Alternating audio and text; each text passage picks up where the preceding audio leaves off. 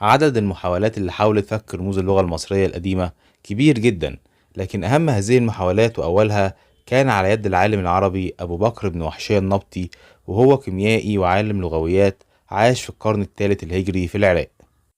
وكان مهتم بلغات العوالم القديمة ومنها طبعا اللغة المصرية القديمة، وألف كتاب سماه شوق المستهام في معرفة رموز الأقلام،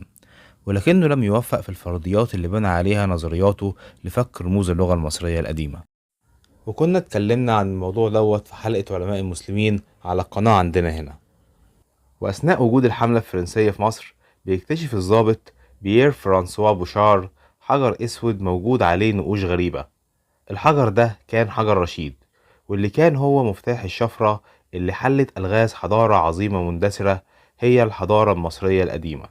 ولحسن الحظ حجر رشيد كان مكتوب عليه نص واحد، لكن ب3 لغات مختلفة، وهما